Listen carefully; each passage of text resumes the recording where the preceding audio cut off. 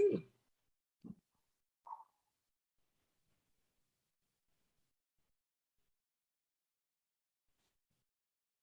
right, so it looks like everybody's filling in, so we'll give everybody a second to join the room and we will get started.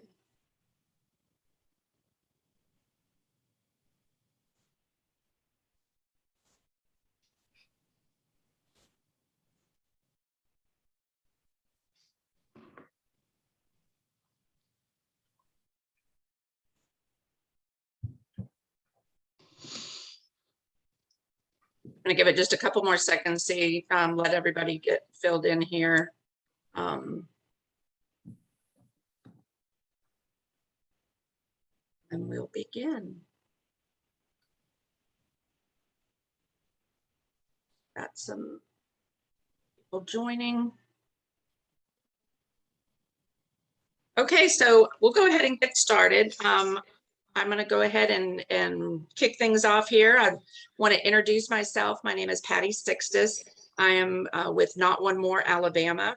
And today I'm filling in for Ashley. If you've been attending some of these other programs in the series, you will have been familiar with Ashley, but they are at a big event today. So I am pinch hitting. So bear with me if I jumble this up a little bit, but hopefully I'll do okay. Today we will be having a webinar. It's Substance Use Disorders and the Family, presented by Erin Hines and Sarah Lovelady. We're thrilled to have both of them here today, and thank you ladies for being with us today. This is the fourth program in a series that has been called the Journey Series. That has been a series of continuing education programs.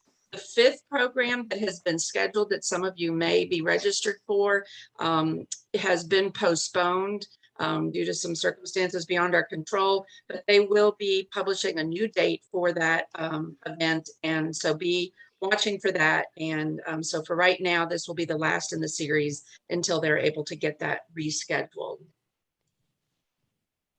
Everybody always wants to know about continuing education. And so just to let you know that there is continuing education available for the Alabama Board of Social Work, the NBCC, and the Alabama Board of Nursing. To obtain your continuing education credits, you will need to complete an evaluation after the presentation. Right at the end of the presentation, the survey should open. I will also be putting a link to the survey in the chat box about 10 minutes or so before the presentation is over. So if you don't get it, you can go to the chat box and click on that link. You can indicate on your survey what type of credits you need, and then they will send you the certificate in by email by November 1st. Takes about 7 days to get your certificate. And if you have any questions or have any problems at all, just contact Ashley at ce@apcbam.org.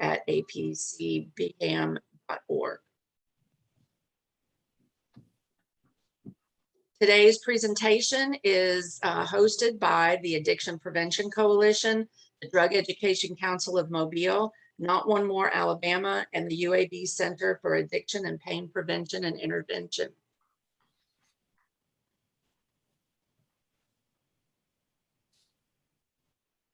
So with that being said, we are going to go ahead and get started with our presentation today. So Erin and Sarah, welcome, and I'm going to turn it over to you. Thank you, Patty. Appreciate you. So as Patty said, bear with us through any technical difficulties. So I'm going to try to get our screens taken over here and share and move to present. Okay. Patty, hopefully we're good and my screens are loaded now.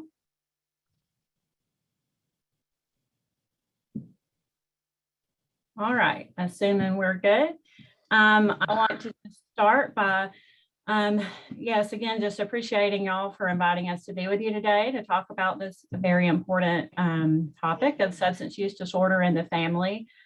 Sarah and I both presently are therapists at Lifeline Solutions, and we come to this presentation with kind of a varied background of working in the addiction treatment center and now working in the outpatient setting. So it gives us kind of a variety of experiences that I think will be a complete understanding of what you might see in your setting as you work with individuals and families struggling with substance use disorders.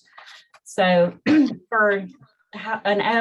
the way this presentation will lay out is, first, we're going to talk generally about substance use disorders, move into stigma, look at some trends, the impact on the family, moving into areas of codependency, trust, and boundaries and communication, and then wrap up. So that's what we attempt to cover today.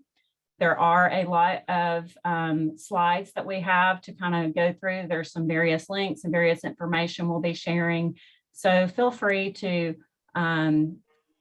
put any information in the chat. We'll try to keep up with that maybe on breaks and answer any questions that may come up as we move through this. And we'll certainly try to manage the time and cover it all. We will be mindful of this is a 2-hour presentation. So we are going to try to take just a break at the close to the hour mark to give everybody a moment to do anything that may be needed. So I see a chat I'm going to look at right quick. I just want to make sure I'm not missing anything. Okay, yes, use the chat box to answer questions. So if someone has any issue hearing or understanding anything, please let us know. Assuming we're all good, we'll move forward there.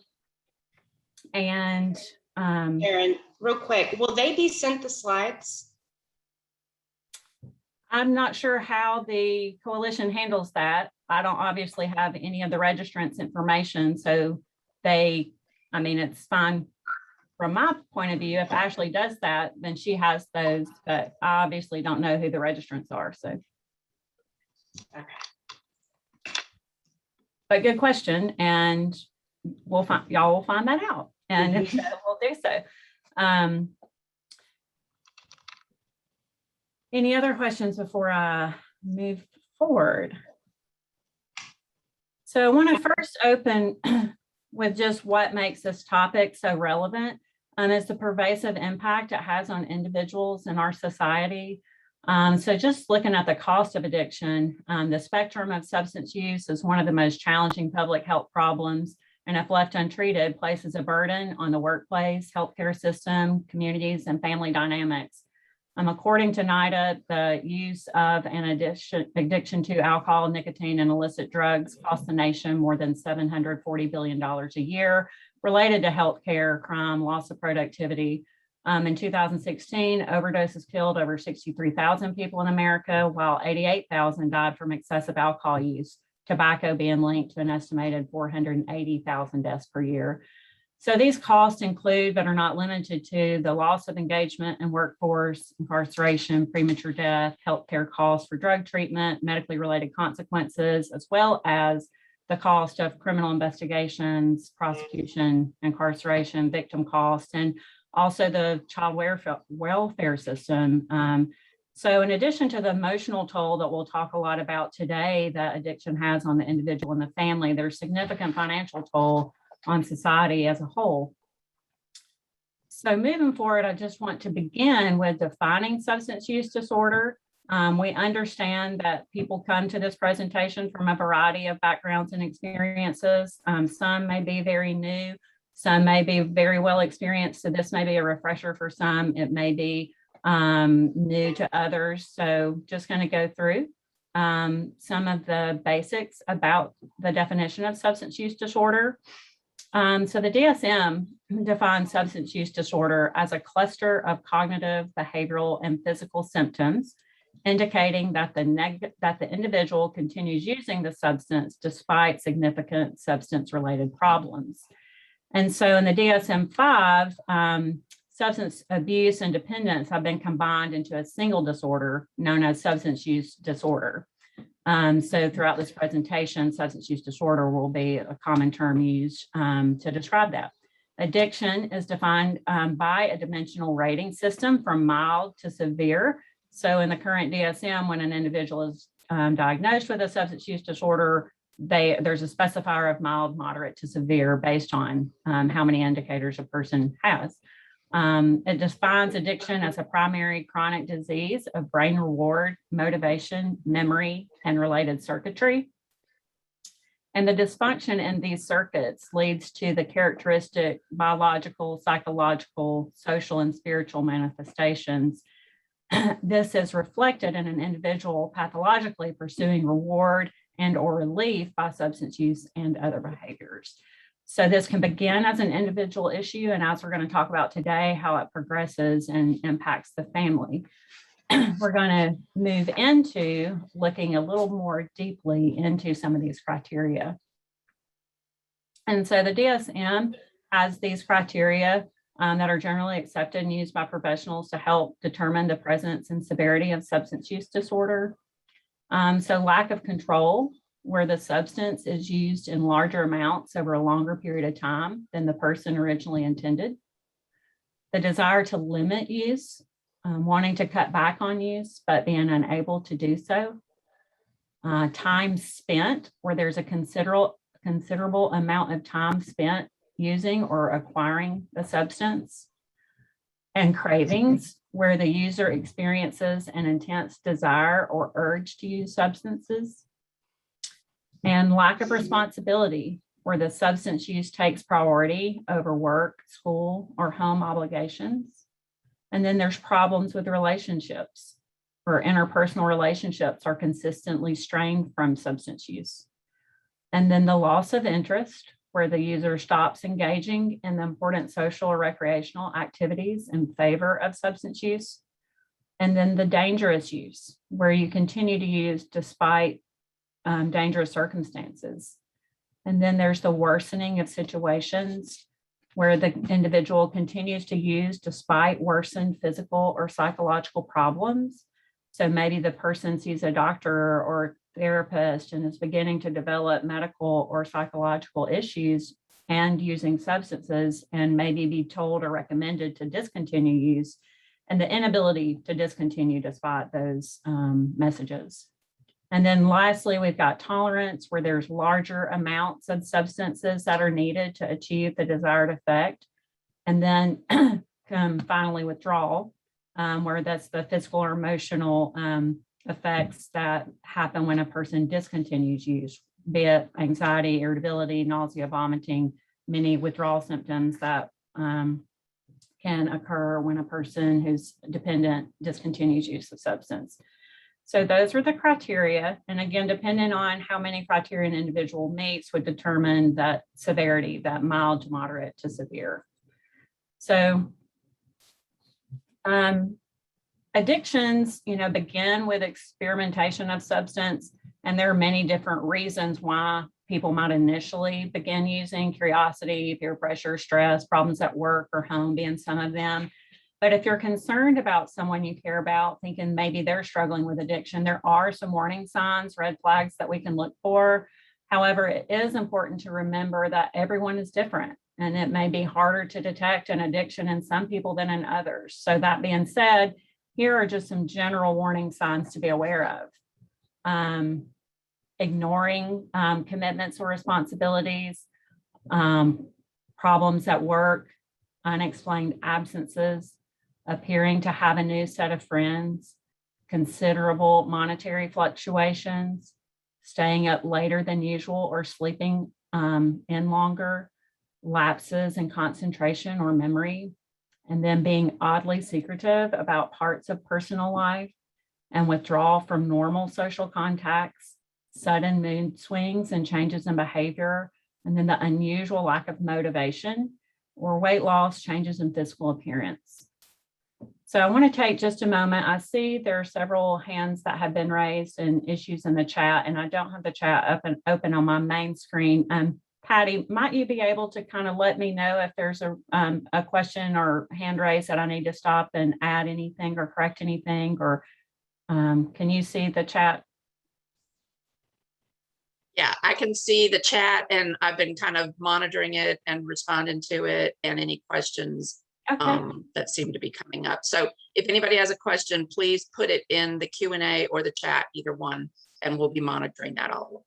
Okay, and yes, if I need to restate or clarify anything, Patty, I'm happy to be interrupted and add any information I can. So just let me know if you see anything that lets me know I need to re-explain something. So moving forward, I wanted to include a slide about tools for identifying substance use disorder because there are a variety of tools that professionals and non-professionals can use to identify characteristics and risk factors for addiction.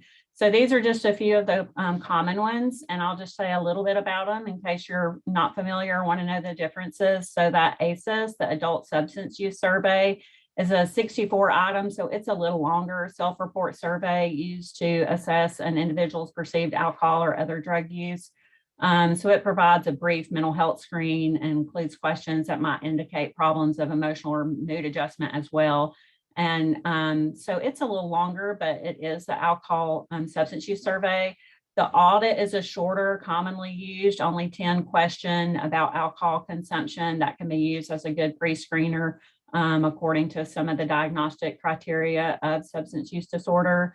And then there's the CAGE, and I have a picture of the CAGE and the questions that it asks about, because it is a brief, only 4 questions. So it can be a quick in an ER or in a fast-paced setting, which asks some basic, have you tried to cut down your drinking? Have you ever become annoyed by your Have you ever been annoyed by your criticisms of drinking? Have you ever felt guilty about your drinking? Have you ever had a morning eye opener to get rid of a hangover? So some of those are just some quick questions that an individual might answer. And so some people like it just due to its 4 questions.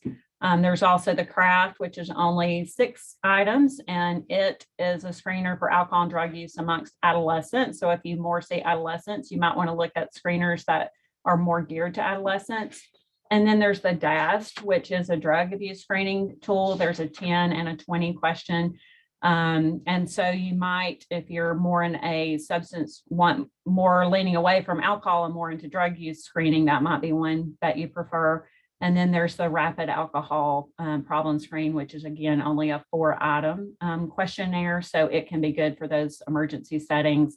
And then the UNCOPE is a 6 item screen designed to identify alcohol and or drug use and dependence in broad range of populations. So it has several questions that identify abuse and then a couple dependence, questions that assess dependence. So some of those, if you're not familiar with them, you may want to check those out if you are in an outpatient or in a doctor's office or emergency type setting where you need just some brief questionnaires to help assess if a person might have a substance use disorder or not. I want to move now into what happens in the brain.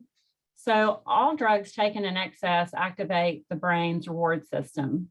And then each different class of drugs produces a reward sensation that is different, but typically produces feelings of pleasure, often referred to as the high. So instead of activating the reward system through adaptive behaviors, drugs of abuse directly activate the brain's rewards pathways, and then normal activities become neglected. So over time, continued release of these chemicals causes changes in the brain systems involved in the reward, motivation, and memory circuits. The brain tries to get back to balance, to a balanced state by minimizing its reaction to those rewarding chemicals or releasing stress hormones. And as a result, a person may need to use increasing amounts of the substance just to feel closer to normal. So the individual may experience intense desires or cravings for the use of substance and will continue to use it despite harmful or dangerous consequences. And the person may also prefer the substance to other healthy pleasures and may lose interest in normal life activities. So in the most chronic form of the disease, a severe substance use disorder can cause a person to stop caring about their own self or others' well-being or survival. That information coming from the Partnership to End Addiction. So we want to talk a little bit about that pleasure pain cycle that happens. And I think one of my favorite topics in addiction treatment that I always loved using with clients was this concept of dis-ease.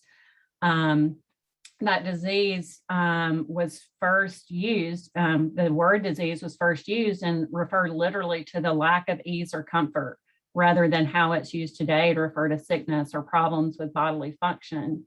So dis-ease can still be used today to mean uncomfortable, but people often hyphenate it, as I did here with this dis-ease. So people often begin using substances as a way to seek comfort, and then this can begin the process of addiction, especially when no other sources of comfort are discovered. So back to that initial slide we were talking about, individual sees that the substance gives that immediate pleasure. Therefore, I don't have to do these other things that might require more effort. And so that reliance on the substance for pleasure becomes more entrenched. So I want to take a stab at playing a video clip here that some of you may have seen. It may be new to others. I found while preparing for this, and it seemed to really speak to this point. So gonna give it a go and see if it works.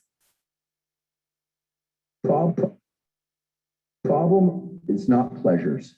The problem is that pleasure experienced without prior requirement for pursuit is terrible for us. It's terrible for us as individuals. It's terrible for us as groups. And I have great confidence in the human species to work this out. But we are finding now, and we are going to increasingly find, that those who will be successful, young or old, are going to be those people who can create their own internal buffers. They're going to be able to control their relationship to pleasures, because the proximity to pleasures and their availability is the problem.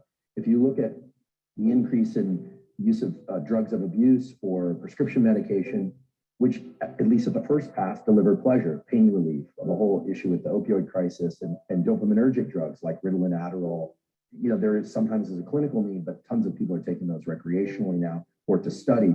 Huge dopamine increases are what those cause. That is a problem. That's a serious problem, because it creates a cycle where you need more of that specific thing. I would say addiction is a progressive narrowing of the things that bring you pleasure. And, and I don't like to comment too much on enlightenment, because, I don't really know what that is as a neurobiologist, but a good life, we could say, is a progressive expansion of the things that bring you pleasure. And even better, a good life is a progressive expansion of the things that bring you pleasure and includes pleasure through motivation and hard work. And understanding this pain-pleasure balance, whereby if you experience pain and you can continue to be in that friction and exert effort, the rewards are that much greater when they arrive. And so if you look at any drug of abuse or any situation where somebody isn't motivated or thinks that, now they may have clinically diagnosed attention deficit hyperactivity disorder, but a lot of what people think is ADHD, it turns out, is people just over consuming dopamine from various sources. And also the context within a TikTok feed is, the context switch is insane. The brain has never seen, first of all, this is the first time in human evolution that we wrote with our phones, but that's a pretty benign shift. And then the other shift is, normally you walk from one room to another, or from a field into the trees, or from a hut into, or a house, or whatever it is. But now you can get 10,000 context switches in that 30 minutes of scrolling on Instagram or TikTok. And so it's all about self-regulation. Well, how do you self-regulate? How do kids self-regulate? Well, this is my hope, and one of the reasons I've gotten excited about public education and teaching neuroscience is that this is a place where knowledge of knowledge actually can allow oneself to intervene. When you think, I'm feeling low, I don't feel good, nothing really feels like good. Am I depressed? Maybe, but maybe you've saturated the dopamine circuits. You're now in the pain part of things. What do? Well, you have to stop. You need to replenish dopamine. You need to stop engaging with this behavior, and then your pleasure for it will come back. But you have to constantly control the hinge. It's not just about being back and forth on the seesaw. You have to make sure the hinge doesn't get stuck in pain or in pleasure. We often think about the extremes of addiction, and those are really severe. But we also have to think about the more subtle forms of something we really love, but indulging in it just a little too often so that it no longer has that edge. There have been really good studies of people who jump out of airplanes with parachutes. I'm sure it's a lot of fun. It looks like a thrill, but people who do it over and over and over again often die doing other things. They often become drug addicts because it's a huge high. Oh yeah, a lot of that. And there are a lot of examples of this. I mean, you can get addicted to anything. The key is to regulate that behavior. So you asked what should people do? Well, certainly I'm trying this now, and I have some good examples. Some young people I know and work with are taking breaks from not just social media, but no cell phone whatsoever.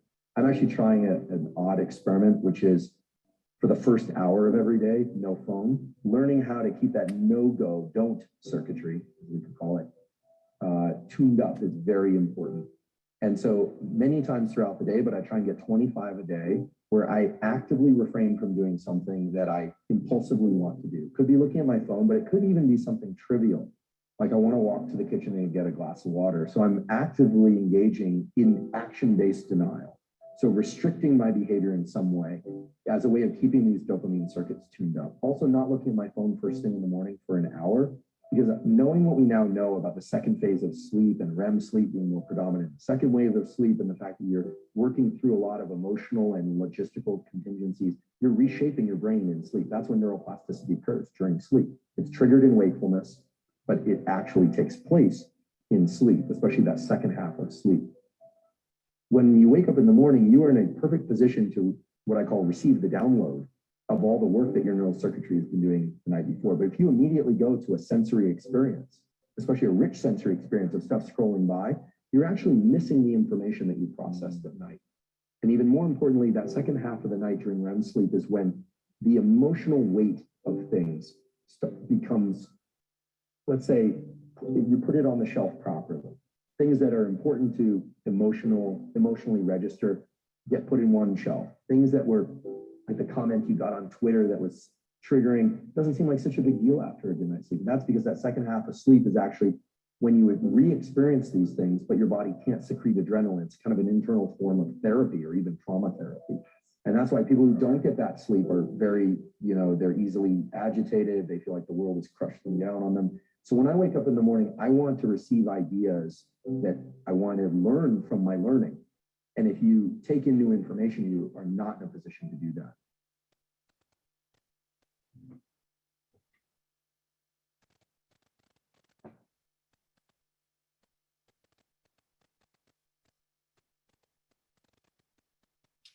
So yeah, just noticing the commentary there about that progressive narrowing of things that bring you pleasure. And I think that's what that reliance on that substance brings, where there is that narrowing. And so lack of expansion is where then a person may begin to see that reliance on the substance for the relief. So, understanding this addiction as a relief-seeking cycle, thinking about the traumas, the negative events, the negative emotions or negative beliefs that people hold that are underneath that substance use. So hopefully that kind of provided a interesting look at it. And I thought some of that information you talked about would be helpful to all of us, regardless of our situations, in terms of taking breaks and looking at some of our own circuitry and the behaviors that we do. So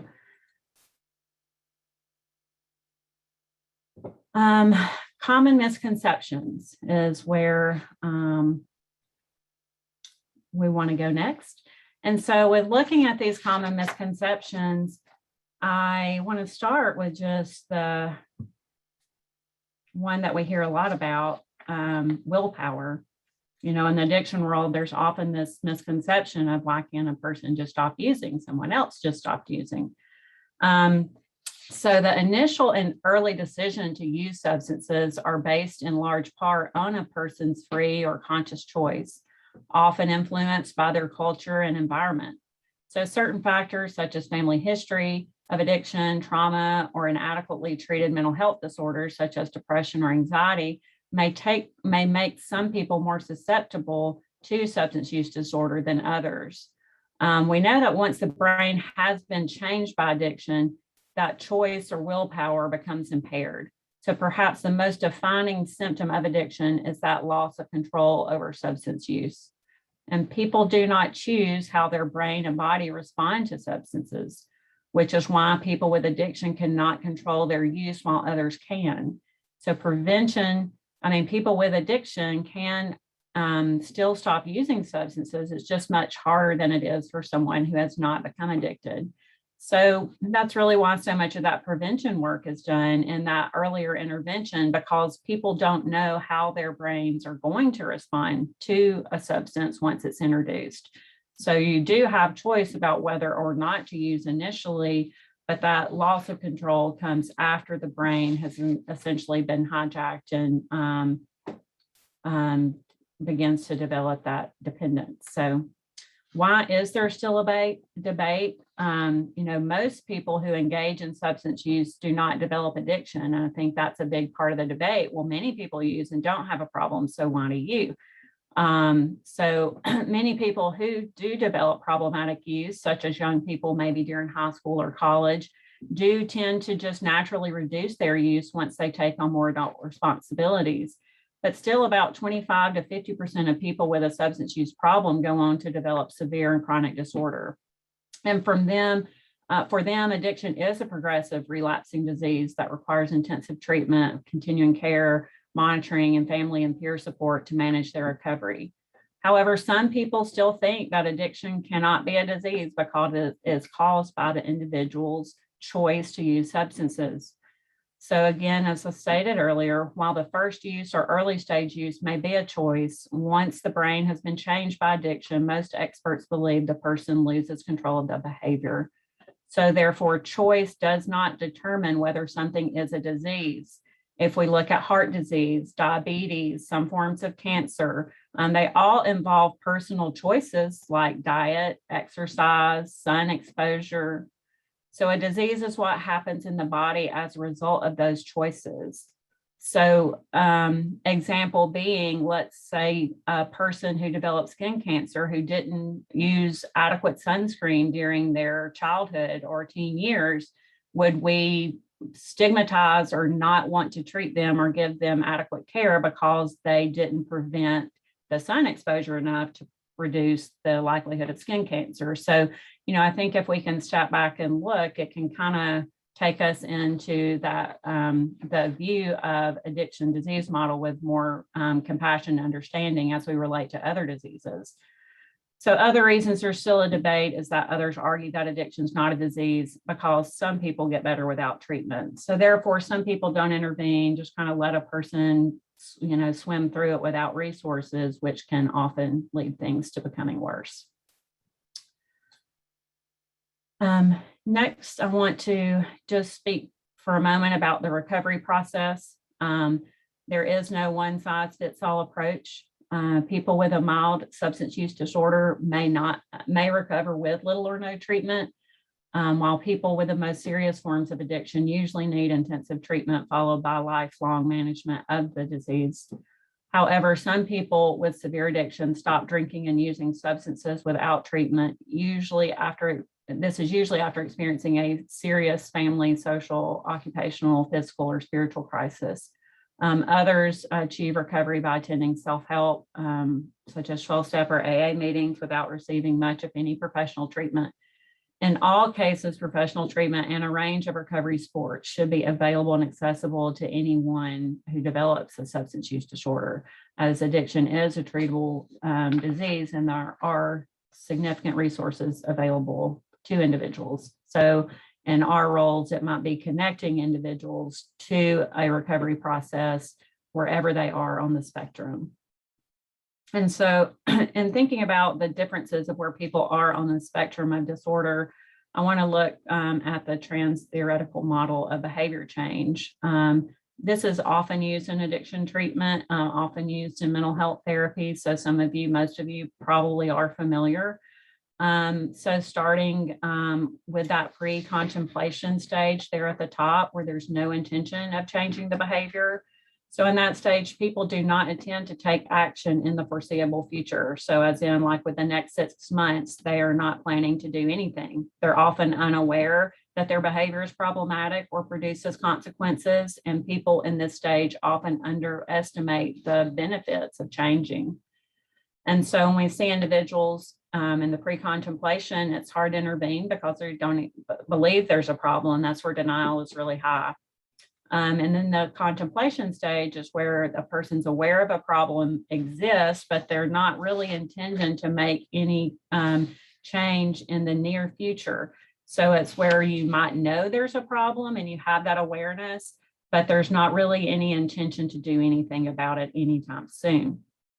Again, difficult to help a person through a problem if there's lack of commitment and effort to do so. And then the preparation stage is when a person is intent on addressing the problem. So they're ready to take action, perhaps like within the next 30 days. People start to take small steps towards behavior change and believe changing their behavior can lead to a healthier life. And then on to the action stage where the individual is taking action and intending to keep moving forward with that behavior change. And they may exhibit this by modifying their problem behavior or acquiring new healthy behaviors. And then you have maintenance stage where people will sustain this behavior change. And then you have what's either referred to as the relapse or the termination stage, where a person either has a sustained period of recovery for an extended period of time, or where they might relapse into behavior, and then that can start back the cycle. So bring this model to the presentation because we're going to think about where a person is that we might be concerned about in these stages, because that's often going to determine how your conversation with a person's going to go. So it's very important that we meet people where they are. So in meeting people where they are, it requires understanding of their lives and circumstances and what objectives are important to them personally and what changes they realistically can make to achieve those objectives.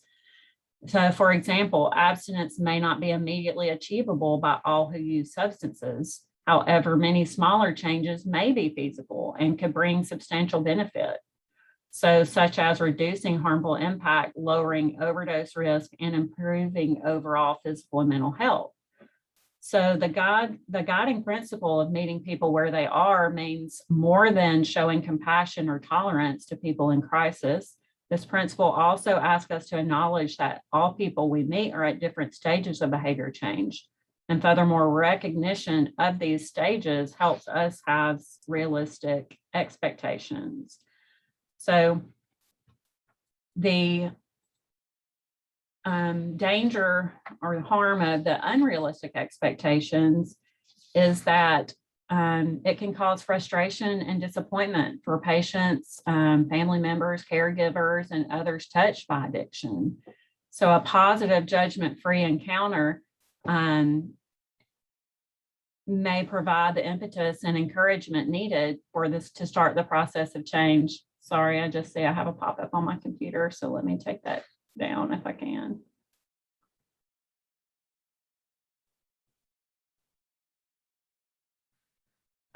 When we meet people where they are, we can better support them in their progress towards healthy behavior change. Recognizing the progress made as a person moves forward through the stages of change can help avoid the frustration that arises from the expectation that they will achieve everything at once. So for example, a person who has experienced an overdose, who is pre-contemplative and has not yet recognized that their drug use is a problem, may be very unlikely to accept treatment when they are revived, but they may benefit from clear, objective information about the problems caused by their drug use and steps they can take to mitigate them. While someone who is already preparing for action, they may be ready for treatment after an overdose or a significant event, and they might be more open to support about positive change. So we really have to think about where a person is and how to meet them where they are and not have unrealistic expectations, because it can really shut that conversation down. If a person's not concerned about their use, maybe opens up to you as a provider about something, and your first response is, well, you got to go to treatment.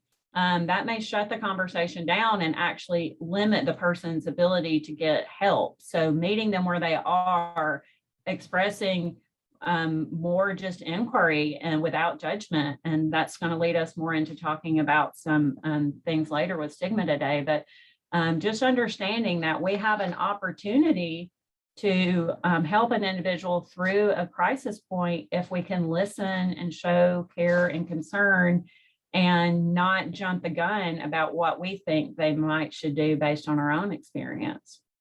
And so this model of motivational interviewing, many of you may be familiar with, it's really kind of uses those guiding principles of expressing empathy, develop discrepancy, roll with resistance, and support self-efficacy. So really kind of seeing the individual as a guide through their experience, and us being a support in helping get through their situation. So with that, I'm going to move into just sharing just a brief case review. So we're going to talk about Kyle, who comes from a family where both parents struggled with heavy alcohol use their entire lives. Parents divorced early in Kyle's life and continued with excessive drinking. While dad was out of the house, the children lived with mom. Mom, with heavy drinking, was not very available for nurturing and protection. So there was little supervision in the home, and Kyle had to take care of his younger sister, who experienced excessive behavior issues. Kyle escaped by using alcohol starting in early teens. Now in his early 30s with a family of his own, Kyle is beginning to look at his relationship with alcohol due to the increased consequences it's causing. So in starting therapy, he identified his problem as stress. So when Kyle starts therapy, he wants to talk about his stress and how it's escalating and how he can't manage it. In therapy, in assessment, maybe hearing about Kyle's pattern of substance use, it becomes obvious that maybe he's relying on substance use as a way to manage his stress. But rather than diving straight into there, because Kyle was not really ready to dive straight into there, we work on what are the positive things that can help you reduce stress, maybe then rely on the potential negatives. And through time, just working with what works, what doesn't work, what works, what doesn't work, ultimately just developing that rapport, trust, meeting where Kyle was after having some attempts to have more choice and control, attempts to have more moderation that were unsuccessful. Ultimately, there was increased awareness, and then him being able to recognize when he did have an out of control behavior that happened under the influence of substances. And when that happened, he was very ready to commit to not drinking for 90 days, looking at supports more in-depthly, investigating his own substance use pattern and determining if that were a problem. And it took that time of working through those, respecting where he was in those stages of change and coming at this to not intervene in a way that Kyle was not ready for. So just wanted to share just kind of a story of how a gradual approach can often have a quicker result, because sometimes intervening at the wrong place, trying to do an intervention that's too high, may lead a person out the door and not into that relationship that might bring about change in a month or 2 or 3. So just wanted to kind of walk through how that might look. So we're going to move into some trends. And, families and child welfare agencies have been affected by multiple drug epidemics over the past several decades. Cocaine in the 80s, methamphetamine in the early 2000s, and now opioids. And although the drug epidemic may shift over time, the child welfare system continues to see families affected by substance use disorder. So regardless of the substance, problems are the same, and alcohol continues to be a problem through all decades. According to National Survey of Drug Use and Health, current trends indicate illicit drug use has been increasing every year. An estimated 23.9 million individuals ages 12 and older use illicit drugs or medication. And then in the National Comorbidity Survey found that 13% of the US population meets the lifetime criteria for alcohol abuse. So the trends are that while a substance use may shift in terms of what's most common, the use of substances continues to be the trend. As we know, with the opioids increasing in this last decade, 2020, a very unfortunate trend, has been determined the most deadly year in history for America. As a result, these studies noticed that there was a 59% increase in alcohol use, increases in opioid overdoses, and rise of suicidal thoughts. And additionally, statistics include that 81,000 reported drug overdoses in a 12-month period during the year 2020, becoming the highest ever recorded in a year. So while it was a deadly year for so many reasons, being in the pandemic and COVID, it also was the deadliest year for overdose, which makes sense when we think about the isolation, the disconnection from family or resources that occurred throughout that year. There's also been sharp rise in college student marijuana use. Recent study found sharp increase in marijuana use with teens and young adults. In fact, the concern is the rate of marijuana use in these circles is the highest it's been in 35 years. The marijuana statistics include where it is smoked and whether it's smoked in joints, vape pens, or edibles. Associated Press stated that 43% of full-time college students admitted to using a form of marijuana, and this revealed a 38% increase from previous month's results. Additionally, survey numbers include the statistics mentioning 25% of college students said they did so in the previous month. And so this is a 21% increase. So just another trend that is seeing sharp increases. The drinking patterns as well. Alcohol use disorders are more commonly known as alcoholism, affect approximately 17.6 million Americans. Alcohol is by far the most commonly used substance in the United States. And just for clarification, if a person of legal drinking age chooses to drink, it's recommended they do so moderately. And moderate drinking is considered to be 1 standard drink a day for women, 2 for men. Heavy drinking comes with greater risk, and drinking heavily is classified as 3 or more drinks a day in women and 4 or more drinks a day for men. This can also be seen as a week pattern defined as 8 drinks per week for women or 15 drinks per week for men. And as mentioned with the increase in overdoses, I mean, I think within this last year, the effects of the pandemic with the isolation, the separation from families and resources, the being maybe not having the access to some of the positive adaptive stress reduction behaviors has led to an increased reliance on substances as a form of relief. So we've certainly noticed a trend of that. Another trend is that this teen use continues to be normalized. It's, you know, we immunize, we require seat belts in the car and helmets when biking for our kids. We insist on sunscreen. We do just about everything we can to ensure that our kids are healthy, safe, and primed for success. But when it comes to drinking alcohol or even smoking marijuana, why does it seem so easy to shrug it off as a rite of passage or just experimenting? So I think that can be hard if you're in a setting and you have a teen that's experimenting, and so many do experiment. You know, do you identify this as a concern? Do you see this as normal? And I think that tendency to normalize this behavior more and more continues to be evident. So while it's easy to recognize the obvious risk of drug and alcohol or nicotine use and the consequences that can result, like car accidents, personal injury, in some cases even leading to addiction, but less obvious is the impact substance use has on the still developing teen brain. And in the same way, we've come to recognize the negative consequences that a mother's drinking can have on a developing fetus. We now know there are distinct risks to brain development with teen substance use. So I think part of that, from that education point of view, is to let families and teens be aware of the impact of substance use on the developing brain, so as to work to understand why we might not want to just normalize that behavior for a child or a family. Okay, I had told myself to check time for a break if we were near noon. I may go through stigma and then take a break because we have about 10 minutes if we're good with that.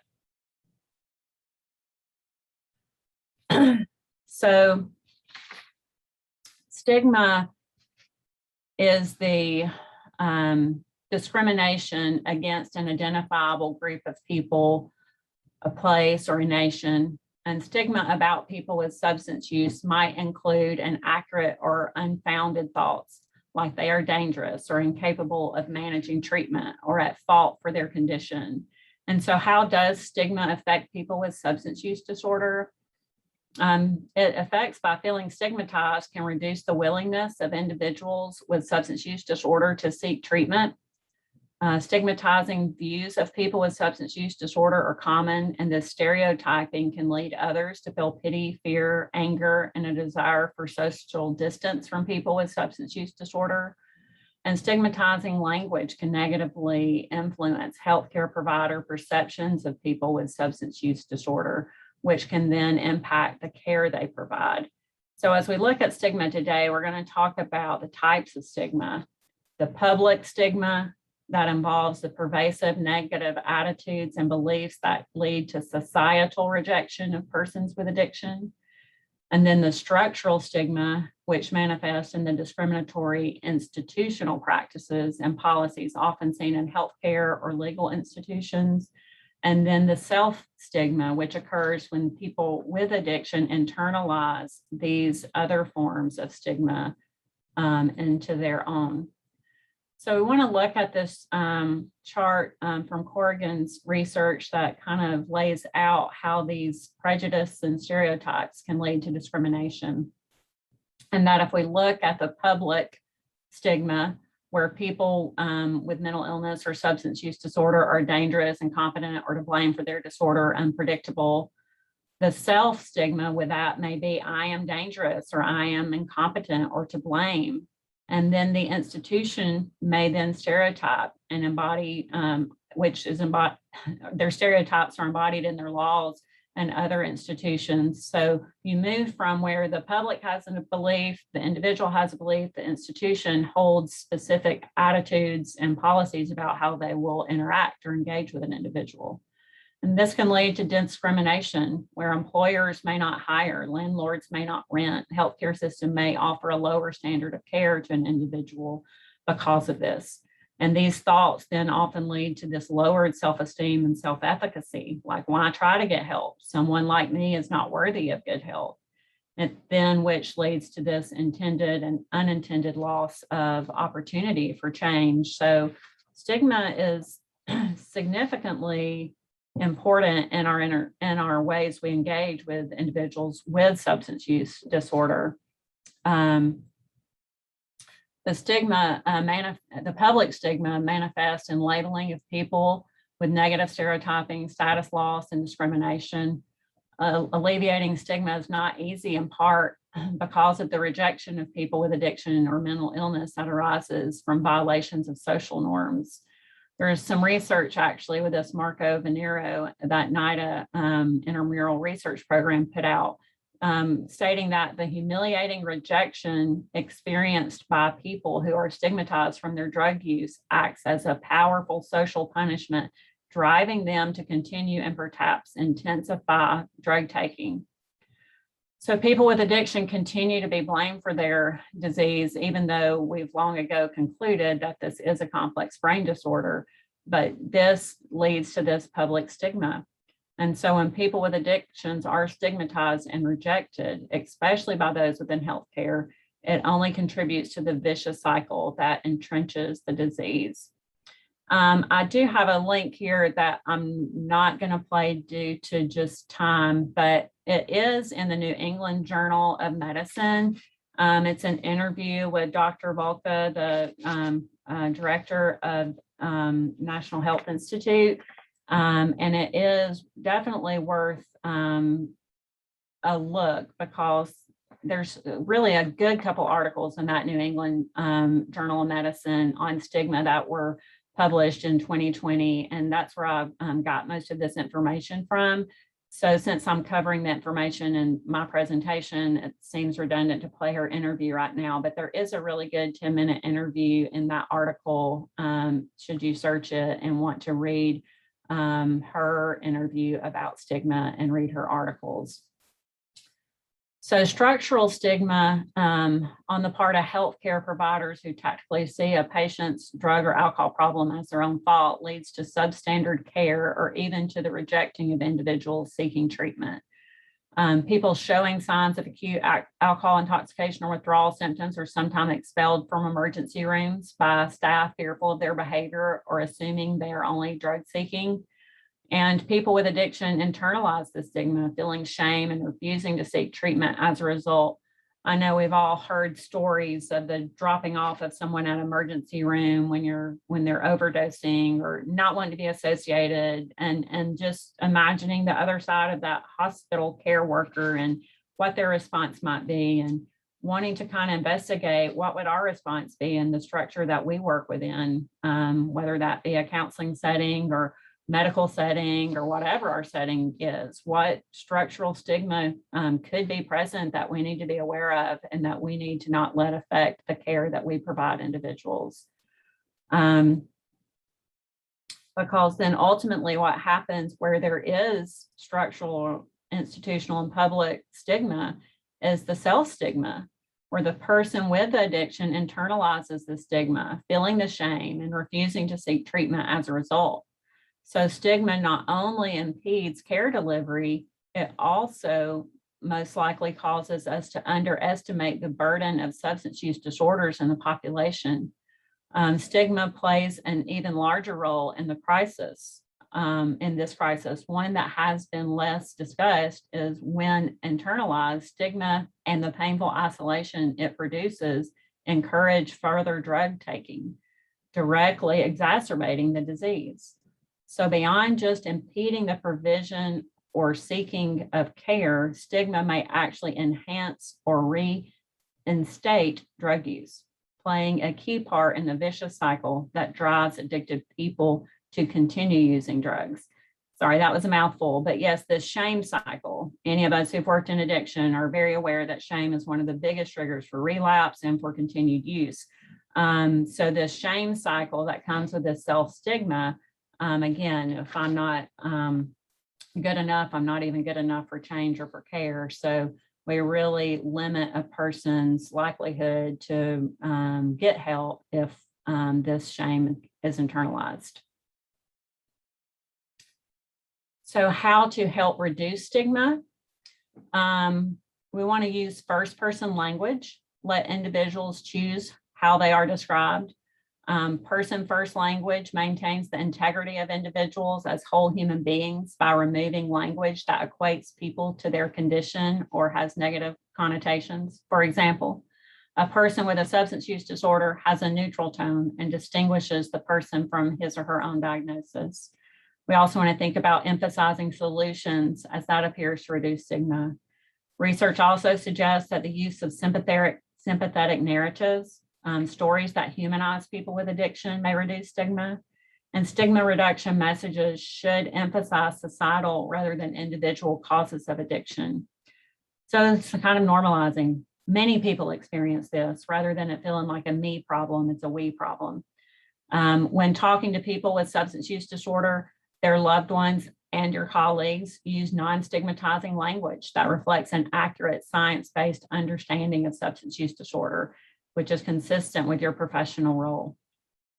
Other point to consider is that because clinicians are typically the first points of contact for a person with a substance use disorder, the health professionals should take all steps necessary to reduce potential for stigma and negative bias.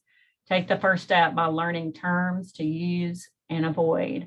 And so I do want to show y'all a information put out by NIDA, Words Matter, terms to use and avoid when talking about addiction. It is a very good 2-page handout that explains stigma as we just did, and then has a nice chart of terms to avoid and terms to use and why. So much as we described with that first person, with that person-centered language, instead of using addict, use person with substance use disorder. So it goes on down the chart. As you can see, this is a big one that is used, this clean and dirty, that has been used in addiction for years regarding drug screens, which is so uncompassionate. So looking at the language that you might use in your setting and how to be less stigmatizing.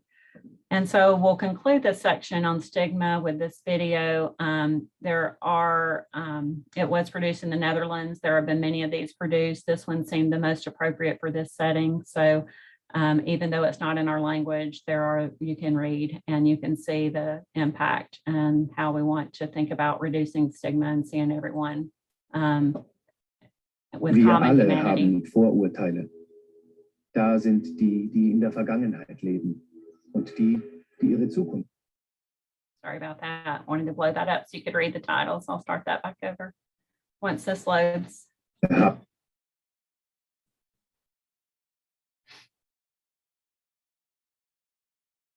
Maybe if this loads.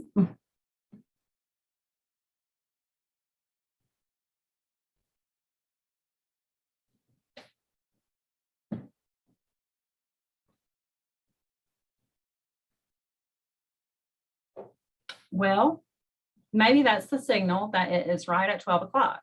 So let's go ahead and take a break. And then if I get this to load properly, when we come back, we'll watch it and then we'll proceed with the rest of the presentation. Is that good for all? Let's take a 5-minute break. Be back 12:05. Get you a glass of water, use the restroom, whatever needs you have.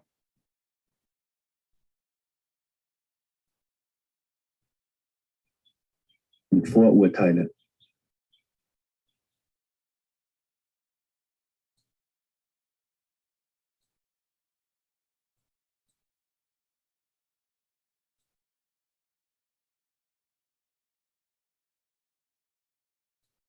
Wir alle haben Vorurteile.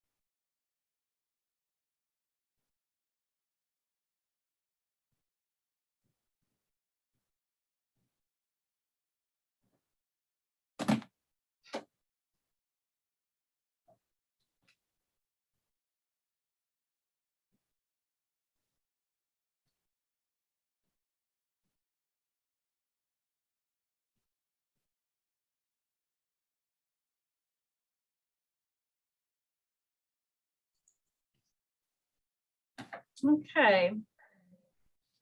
So hopefully most of you are back. And we will see. It looked like this was loading, so we will move forward with it for those of you who are back. Da sind die, die in der Vergangenheit leben und die, die ihre Zukunft nicht auf die Reihe kriegen. Die einen wollen sich nicht anpassen und die anderen machen uns ständig Vorschriften. Manche erledigen die Arbeit, für die wir uns zu gut sind. Und andere wollen offenbar gar nicht arbeiten. Wir alle bewegen uns in Gruppen. Manche suchen wir uns selbst aus. In andere werden wir hineingeworfen. Und es sieht ganz so aus, als hätten wir nicht viel gemeinsam. Wir werden Ihnen jetzt ein paar Fragen stellen. Bitte antworten Sie so ehrlich wie möglich. Jeder hat die Zeit zu überlegen und nachzudenken. Wer von Ihnen hat ein Tattoo? Manchmal verbinden uns Kleinigkeiten. Wer würde gerne am Meer leben? Wer spielt gerne FIFA? Wir teilen persönliche Erfahrungen. Wer hat vor kurzem jemanden verloren, den Sie geliebt haben? Wer hatte schon mal Probleme mit der Polizei? Manchmal braucht es Mut, um zu bekennen, was wir teilen. Wer hat schon mal gesehen, dass jemand Hilfe braucht, aber hat nicht geholfen?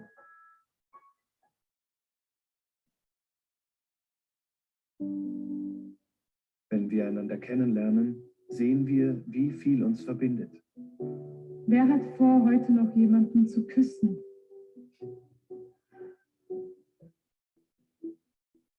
Wir, die an ein Leben nach dem Tod glauben.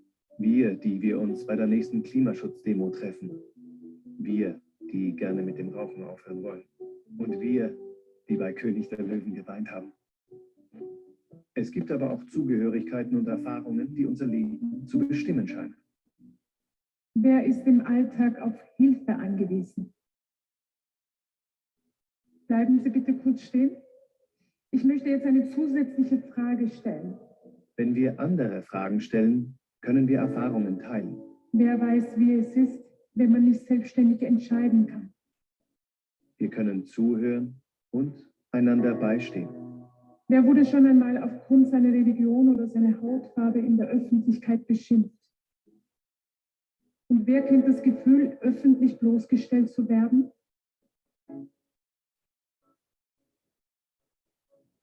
Und wir können für gemeinsame Anliegen eintreten. Wer hat schon mal die Miete nicht zahlen können? Wer fände es wichtig, dass jeder ein Dach über dem Kopf hat?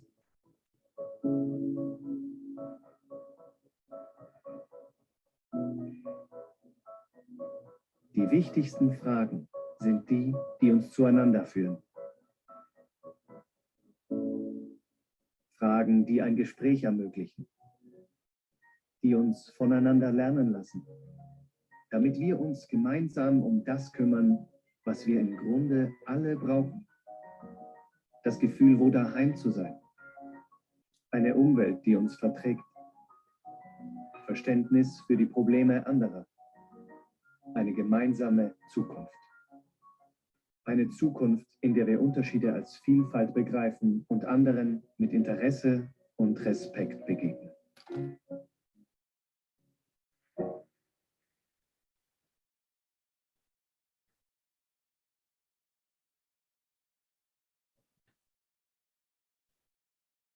So, the message that, that we want to give to an individual is help me know more about you and your experience. I think the video, and like I said, there are many similar to that you might have seen yourself, really speak to the common humanity, that common thread that binds individuals. And Kristen Neff, if you're familiar with her work on self-compassion, speaks to that so strongly. And that common humanity is just, I think, the piece that can help reduce stigma in the languaging and in our interactions within the settings in which we may work and live. So Wir alle haben Vorurteile. Da sind I wasn't supposed to start that back up. Before we move to this next part, I just want to take a moment and pause. And I know we just paused for a break, but I want to pause here just for a check-in with yourself about what we've covered so far. And so I named this a stigma meditation, anti-stigma meditation, maybe. So if you want to just kind of move along, I'm just going to kind of inquiry, ask you a couple of things just to check in with yourself about. So if it helps, just to kind of close your eyes and maybe let sink in what you've heard thus far, and just kind of take a few breaths just to clear your mind. Just take a few breaths in and out, thinking about what you've heard so far.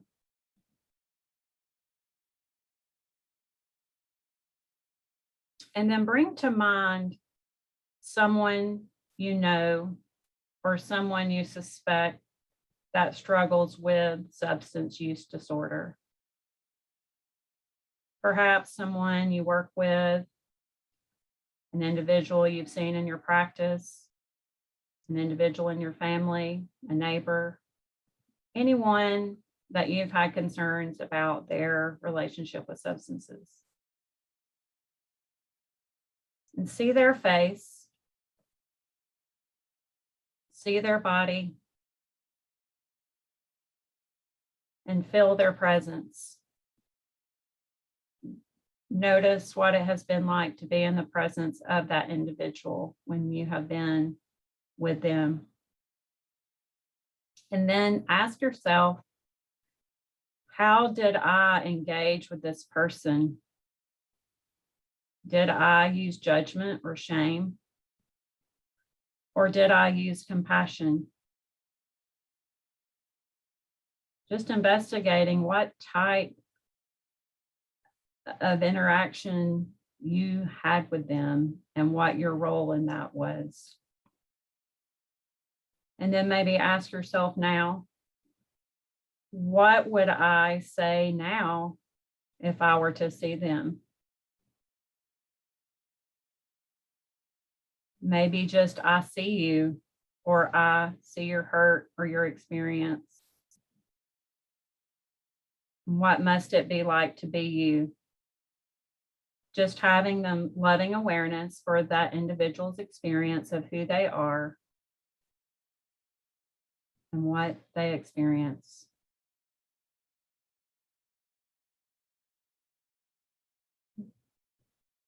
Just coming back, maybe just kind of reflecting on how you want those interactions to look like, how they can be more compassionate, less stigmatizing when you have interactions with individuals. So open your eyes if they were closed. Just kind of wanted to take a minute to just kind of let that sink in, because it is so important in the way we approach the individuals that we see or work with or live by or with. And just to move into the personal story here, I want to share, I've titled this Letters from Your Daughter. This speaks to an individual that I've worked with who's shared her letters with me about her experience. And so this individual comes from a background of being raised in a environment where addiction was prevalent. Mom consistently using substance from teen years on, having her early in life and later her brother, and marrying men who were abusive and mistreating of her and her children. And so as the individual comes into care, there are significant unmet needs for safety and protection after years of growing up without safety and protection. So this individual now in her 20s, mother in her 40s, mother has suffered chronic hospitalizations throughout the year with continued alcohol and other unknown drug use, various seizures, various debilitating situations that have been in and out of hospital in a rural part of the country. And the first letter, if you can just bear with me, I'm going to read and not put it on the screen. Dear Mom, I'm not sure where to start because I have so much to say. I want you to know why I haven't called you. I don't want you to think I don't care or that I'm not thinking about you or worried about you. I do, and I am. I love you so much it hurts. It hurts so bad to see you suffer, but it just doesn't seem like you understand how much it hurts, and it feels like you have no idea. Every time this happens, I go through an emotional roller coaster of wondering when it will be the last time I get one of these calls, wondering how I can make sure you know I love you, while also trying to protect myself from as much pain as I can. On Christmas Eve 2012, I woke up and went downstairs to take the dog out. Brother was asleep on the couch, but you weren't on the air mattress you had slept on the night before. You told me the night before, if I have another seizure, don't call an ambulance, just give me my medicine. I walked through the kitchen and out the back door to see if you were outside smoking a cigarette, and you weren't there. So I started to worry and turned around to try to get to the front door. On my way through the apartment, I saw your body on the bathroom floor with the lights off and knew something was wrong. I rushed to turn the lights on and I started screaming and crying. Brother, woken by my screams, jumped to see what I saw. Still to this day, I wish I would have taken a picture of you, even though I would have felt so incredibly wrong in that moment doing so. But I wish you could see what we saw. We thought you were dead. So I woke up on Christmas Eve morning thinking my mother's dead in my bathroom floor. You were twisted up like a pretzel, unconscious. It looked like a scene from a scary movie. Your body weight was supported by your head and neck, and your knees were over your head. You were on the floor with your pants and around your ankles and feces all over you, all over the toilet, all over the walls. We called 911. I don't know how brother managed to get the words out. We were so hysterical, still not 100% convinced you were alive. I stood outside to wait for the ambulance. Sirens still send chills down my body after that day. Paramedics filled my living room, and I watched my mom wheeled out on a stretcher. We all spent Christmas morning that year in the hospital, and you fussed at us for calling the ambulance. Grandma came and cleaned up the bathroom, and you were pissed that we didn't want to wheel you outside of the hospital in a wheelchair so that you could smoke. It's not that we didn't want to let you smoke as much as we hate seeing you slowly kill yourself with cigarettes, but I honestly felt bad. And I honestly felt bad you couldn't have one, but I was just terrified that you would have another seizure on my watch.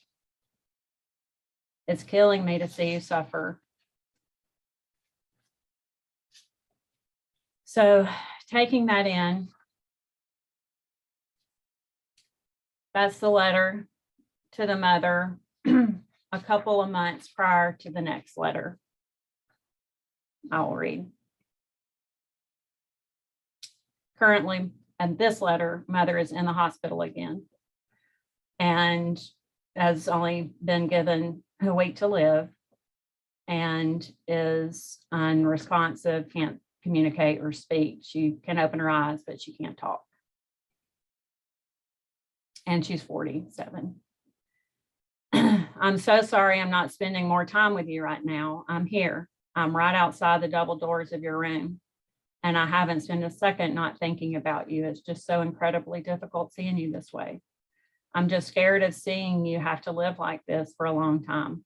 I don't know where you're going when you leave this earth. I don't know.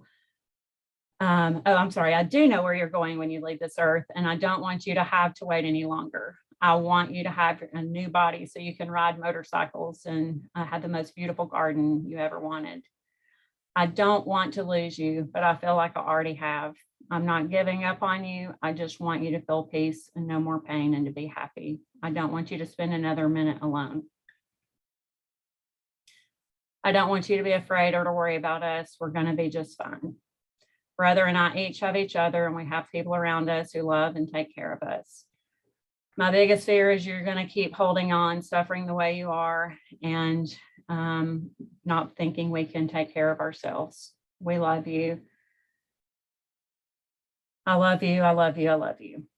So on that day, parents lost their 47-year-old daughter. Daughter and son lost their 47-year-old mother. Granddaughter lost her grandmother. She only met one day for the first time in the hospital. And when I asked this individual what kept her mother from getting help, some things she came up with were unaddressed trauma from her past abuse and the abusive marriage she was in and the pain that was unresolved from that. An undereducated rural community with lack of resources that maybe was having structural stigma in the healthcare setting where maybe appropriate interventions weren't utilized.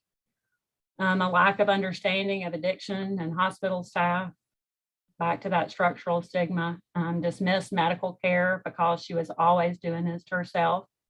You know, ambulances got tired of coming to the house, hospitals got tired of admitting her, didn't maybe provide adequate care.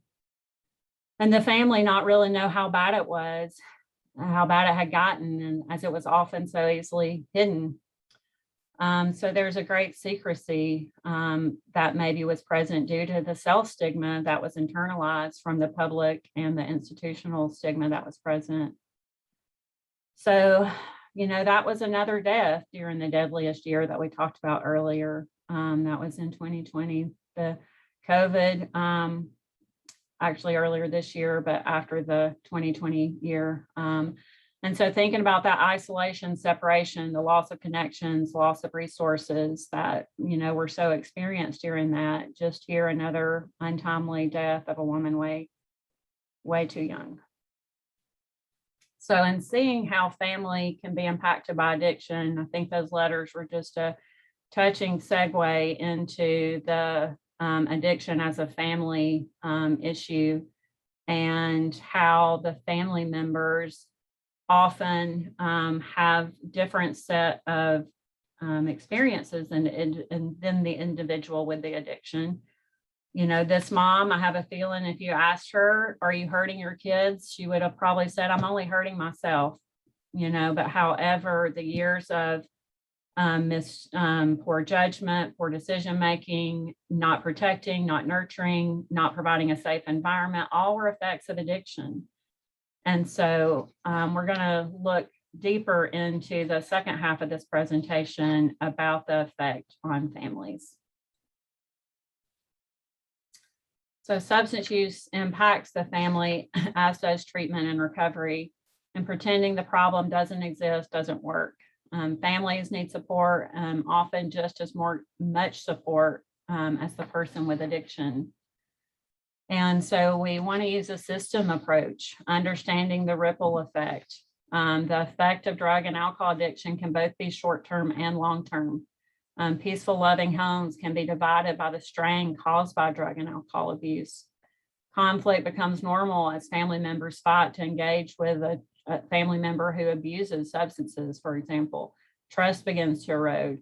Relatives become more guarded. If a relative abusing substances acts out with aggression or hides the disorder in secrecy, either one lead to more problems.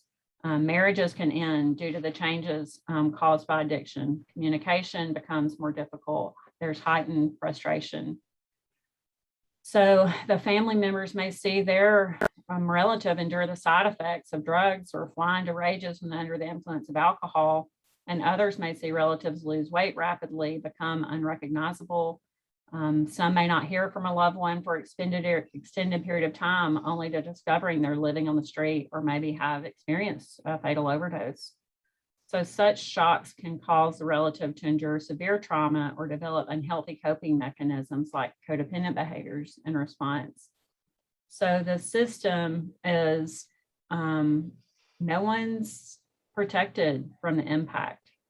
And if we look at the family's role in addiction, which you're all likely familiar with, there's the enabler, AKA the caretaker, which is, has the most similar to the addict because the bulk of the daily living seems to revolve around drugs and alcohol use. The caretaker is very preoccupied with substance use, much like the person using the substance. They really want to try to change this behavior, even though they're not the one doing it. But their preoccupation with the substance becomes a problem. There's the hero working hard to demonstrate responsibility by seeking achievement in any form possible, seeking validation, trying to control the world around them, and usually spreading themselves too thin and experience great levels of stress. And then there's the scapegoat who is protecting their addicted family member, possibly out of feelings of their own guilt or shame, drawing attention away from the addict's behavior.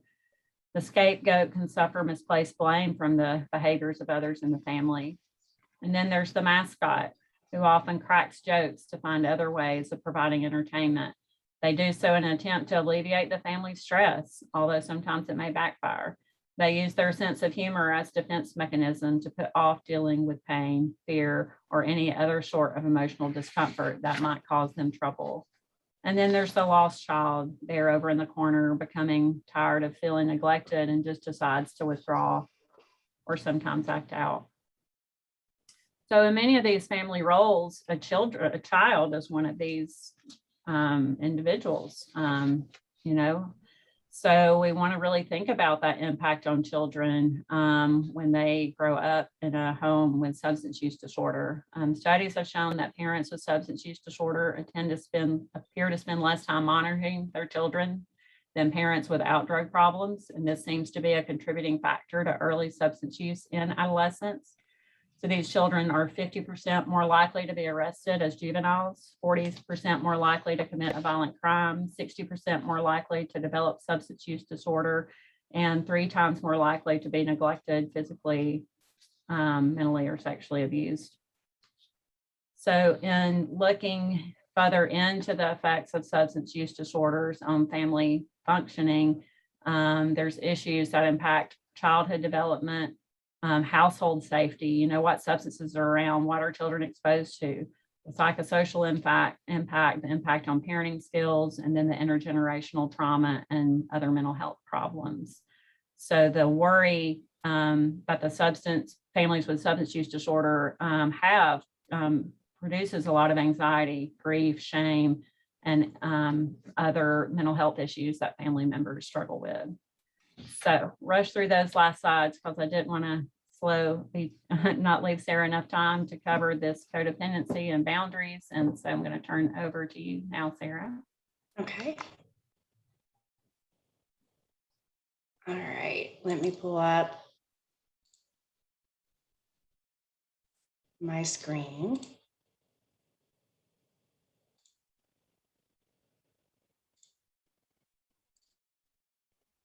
All right. Can y'all see it? Is it up?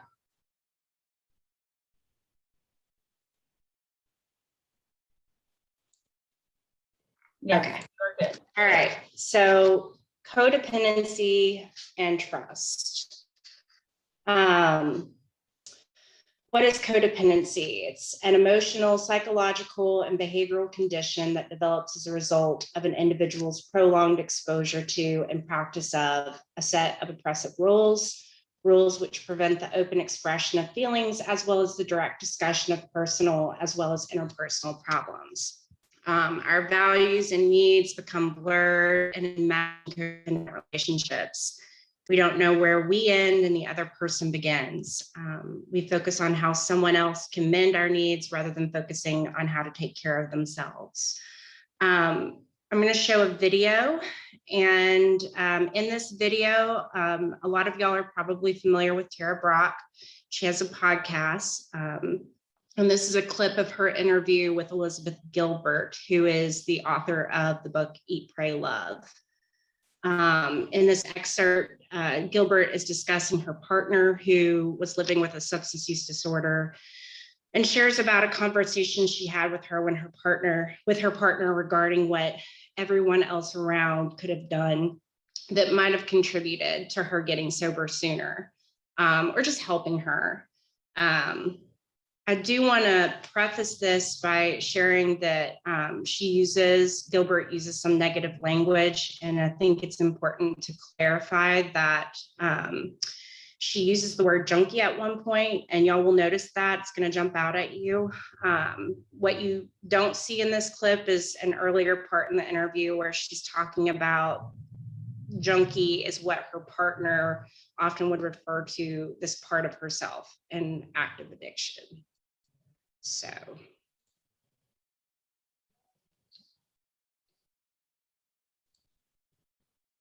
Can y'all hear that?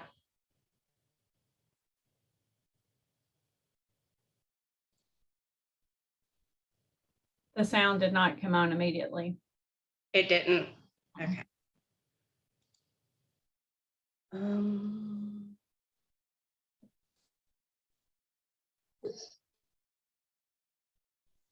Try one more time there.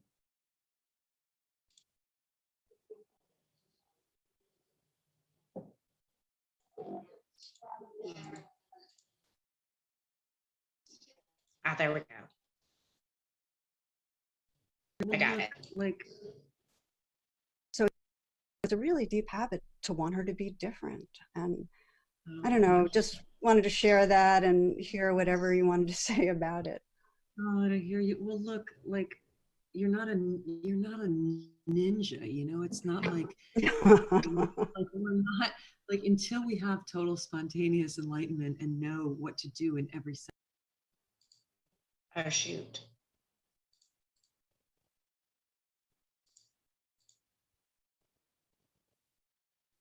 So it's a really deep habit to want her to be different. And I don't know, just wanted to share that and hear whatever you wanted to say about it. Oh, to hear you. Well, look, like you're not a ninja, you know. It's not like like we're not like until we have total spontaneous enlightenment and know what to do in every second perfectly. This is going to be painful, you know. And I would say that when you see her go down, the first person that you have to catch is yourself, right? The one, because there's a human being in the room who's suffering enormously, who actually might be able to be helped, and it's you. And start there, you know, like catch that one first. See if you can catch that one, because the other one may be just plummeting.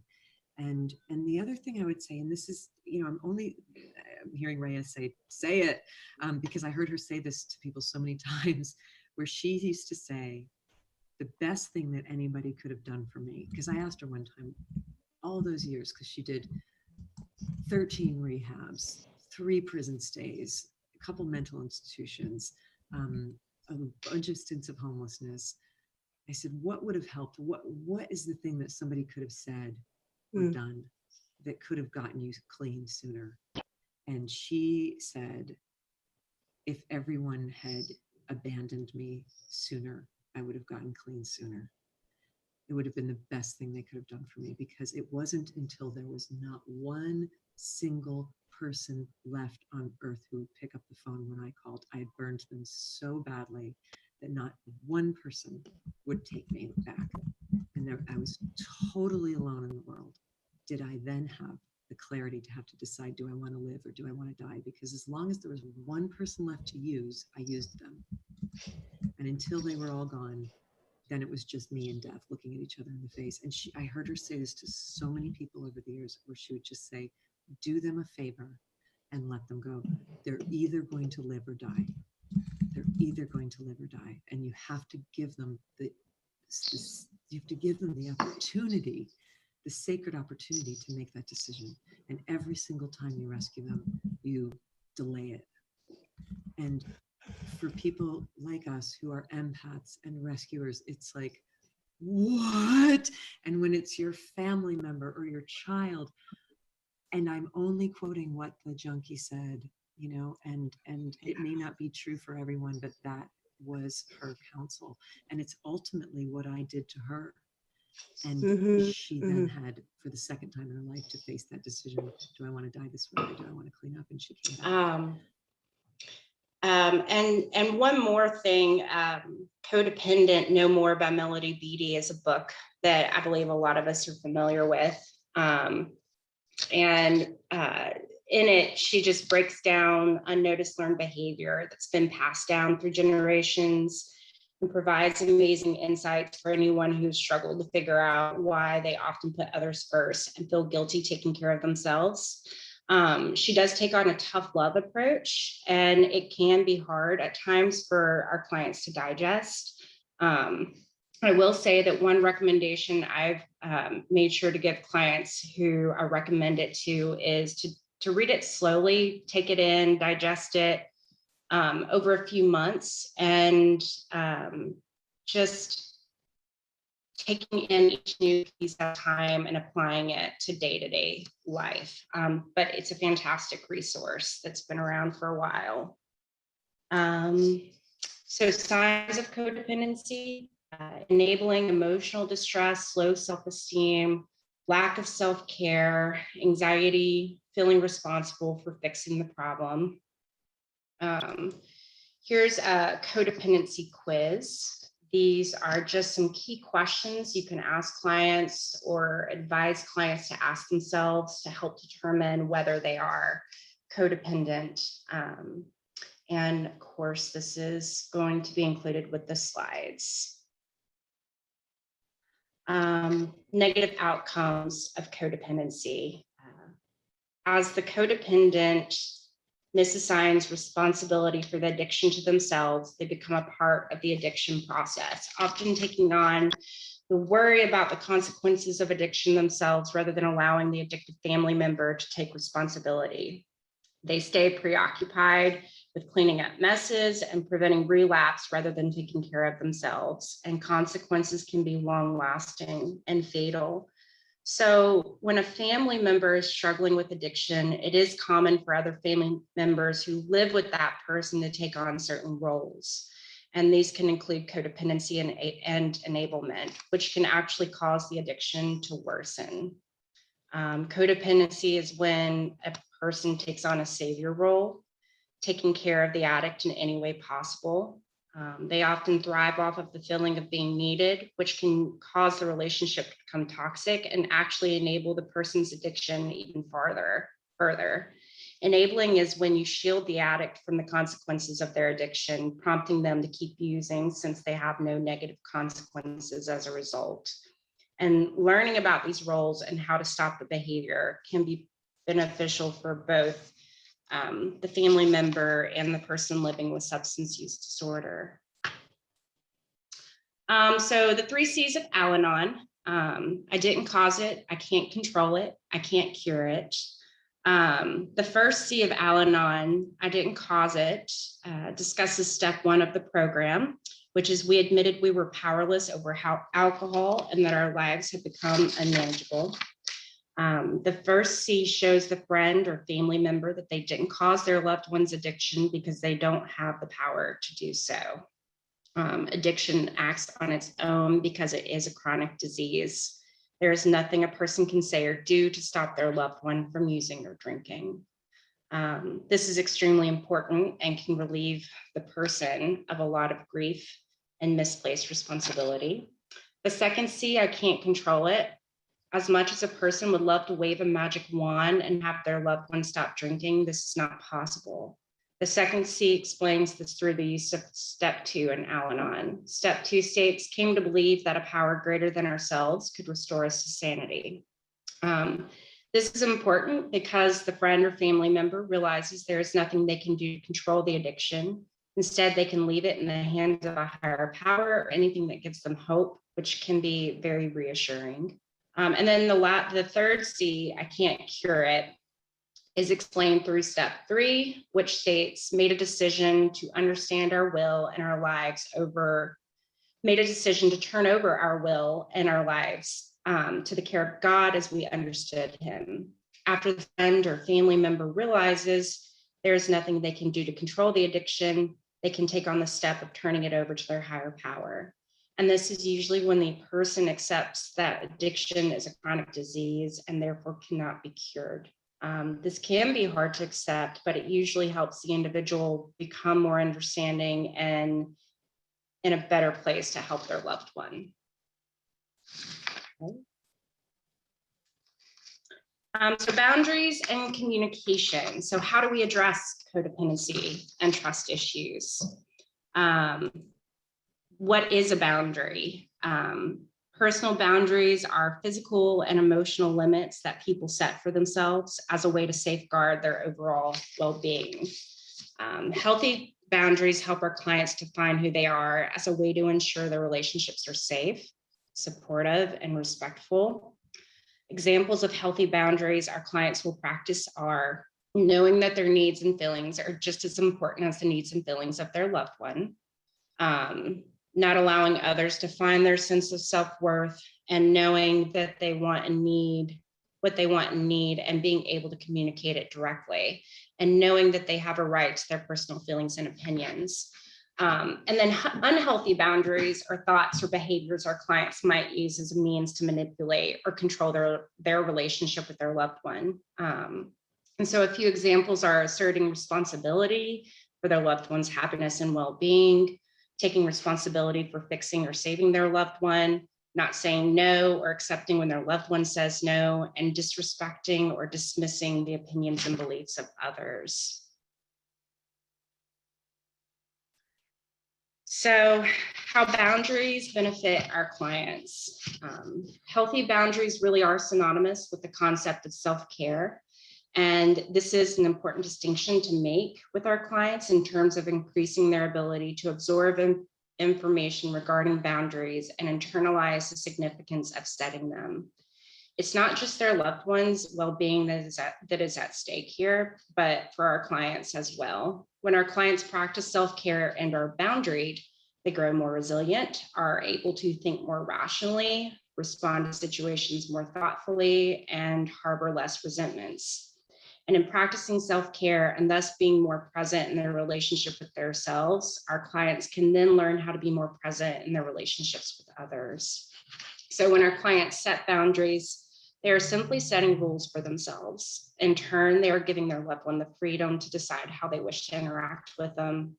And the parameters in their relationship with their loved one then can be based on both of their needs and values. So being boundaried versus unboundaried. Through my years of working in residential addiction treatment and in outpatient addiction treatment, I can recall so many conversations that I've had with family members and my clients regarding setting boundaries, maintaining them. Often there would be pushback or hesitation on their end because of the hard line myself or other professionals so often drew in presenting this information, that very tough love approach.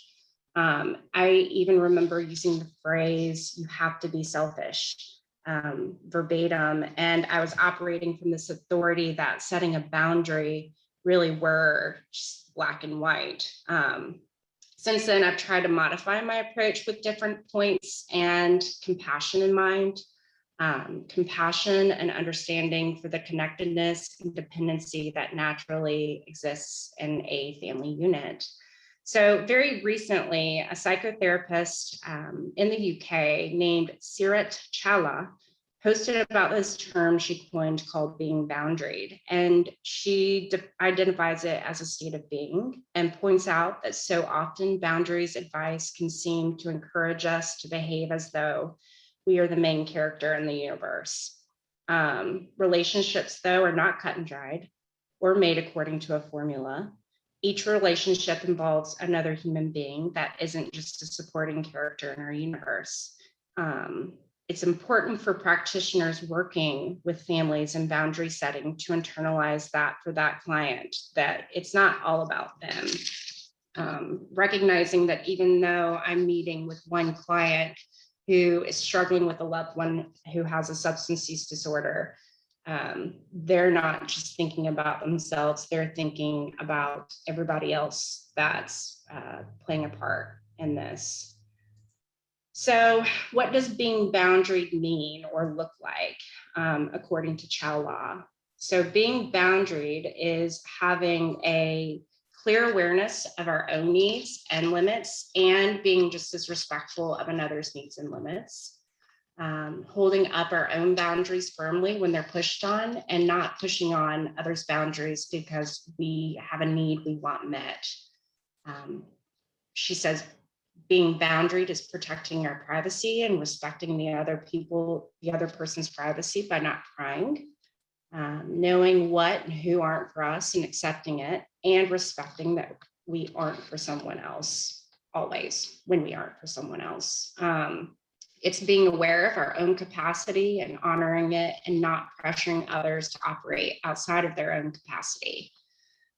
Understanding clearly the line where we end and another begins, and upholding that line when someone tries to enmesh us. Not taking other people's stuff and not making other people responsible for our stuff. And knowing who we are taking responsibility for in the situation, us, and having boundaries of still around ourselves, and maintaining mindfulness and awareness that it is still not all about us. I was gonna do a case review, but for the sake of time, I think I'll push through that. And it will be included in the slide if anybody is interested in going back and reviewing it. So moving forward to setting boundaries, some situations are clear cut because a boundary is needed immediately in instances where abuse or violence are involved, for example. However, other boundary violations are more subtle and harder to distinguish. For families of someone with substance use disorder, these might look like justifying or attempts to rationalize their loved one's inappropriate behaviors, blaming themselves for things not their fault, feeling shame because of their loved one's attitudes and behaviors, and doubting their own ability to make the right decision. So how can we help the client determine for themselves if a boundary needs to be set? There are 3 important questions included here that we can encourage our clients to ask themselves to kind of help determine if they need help or need to start setting boundaries, and kind of looking at that further. So the first question is my stomach in knots? Maybe it's because I know the situation isn't a good one for me to be in. Am I feeling angry or resentful? Perhaps too much is being asked of me, or am I maybe asking too much of myself here? And then the third question is, am I feeling confused? Because maybe I'm feeling manipulated and need to pause and take time to figure out whether I want to be involved in this situation.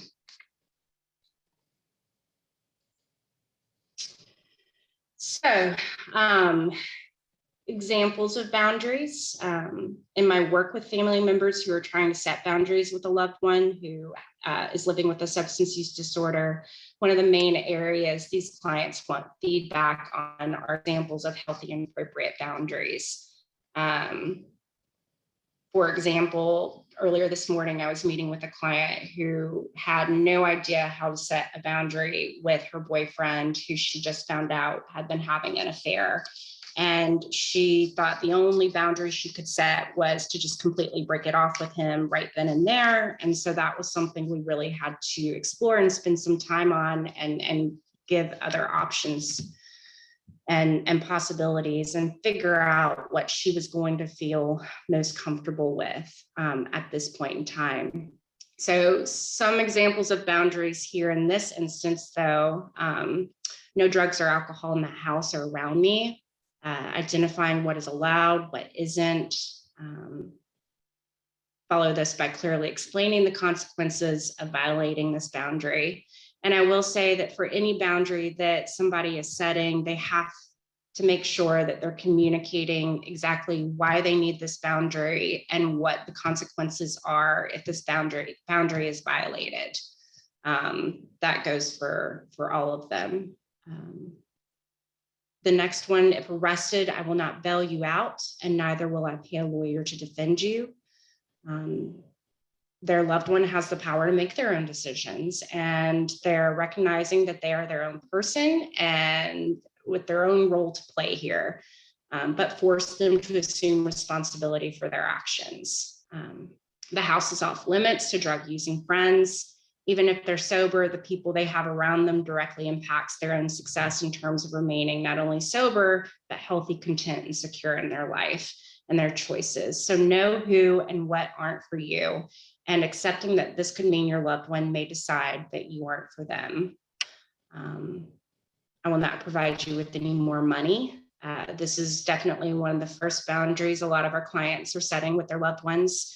Make a decision to not support a loved one financially is one way to start focusing on their own health and well-being. Letting them know you're not a doormat, you're not a caretaker or scapegoat to be used, and reminding them that healthy boundaries are synonymous with self-care. I will not cover for you anymore, no matter what. And ridicules and insults are prohibited. Again, this is going to be included on the slide, so we will move forward and y'all can go back and look through that. Communicate to build transparency and trust.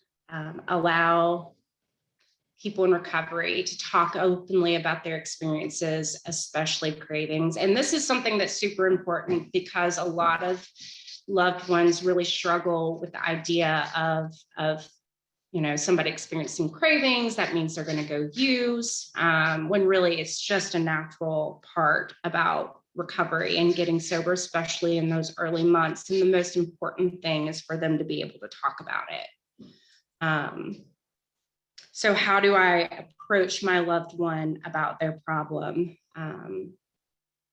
This is a little excerpt. It's been included. You can kind of take it and read through it and kind of recite it basically with your clients and encourage them to implement this in their life and in their relationship with their loved one.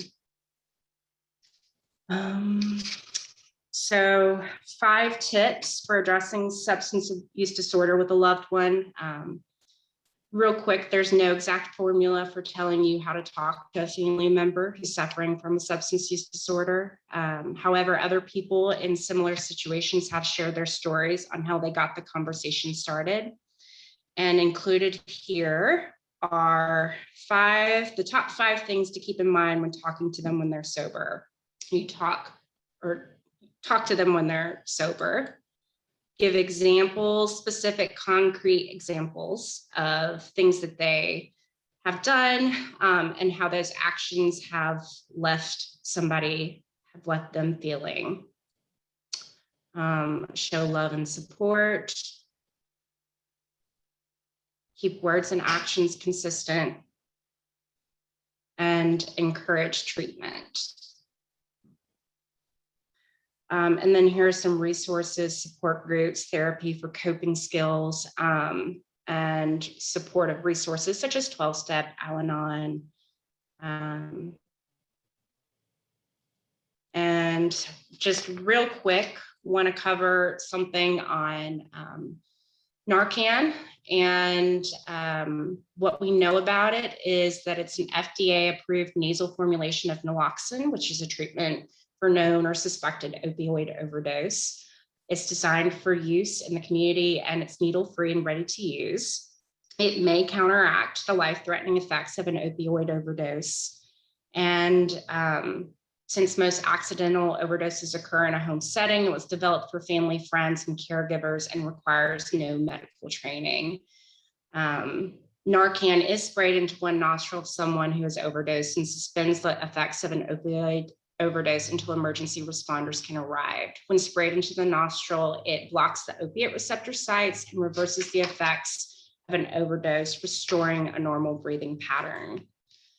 And I'm also including here ways to acquire Narcan nasal spray. Alabama is one of the, all 50 states have passed laws to expand access to naloxone in the community and in homes where opioids are present.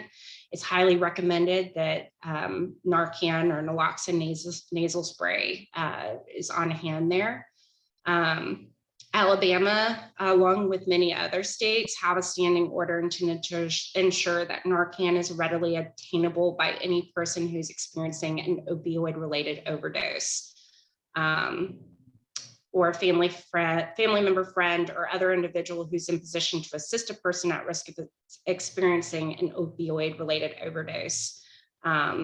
So basically, it's a Good Samaritan law. I think that's what they call it, Good Samaritan law. And anybody who makes an attempt to save someone who is overdosed, they will not have to worry or face any legal action that might come towards them.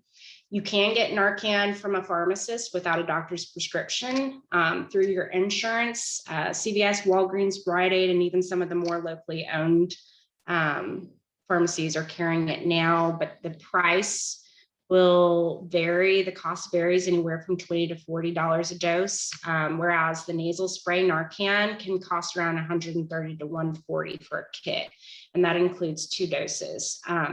I will say there are free Narcan kits available, and I've included links to websites where you can request that kit be mailed to you.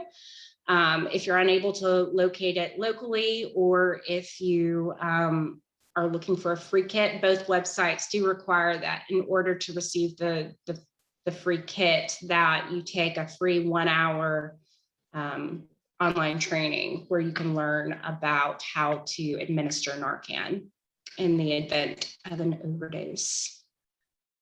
Erin, do you want to run through CRAFT real quick? Thank you, Sarah. We included that information. Also, Ashley had said individuals had asked about CRAFT, so we included a slide on CRAFT, being that it is one of the models that is more compassionate and is geared toward helping the concerned significant other. So there's information here about CRAFT and its effectiveness and working with the family members rather than the identified person with the substance use disorder. And so it's a really neat model that's gotten a lot of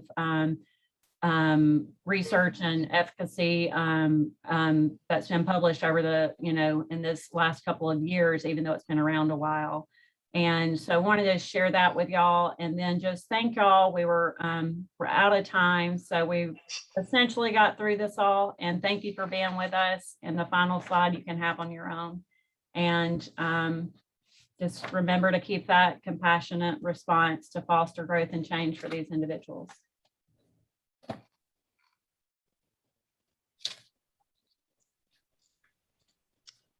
Thank you, Erin and Sarah. We really appreciate it. Does anybody have any questions? We have 2 minutes. We can pop a question in there if anybody's got any other questions.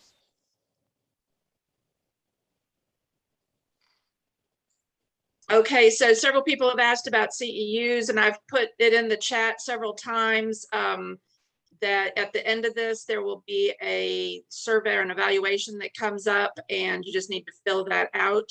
And when you do fill that out, it will ask you for your information.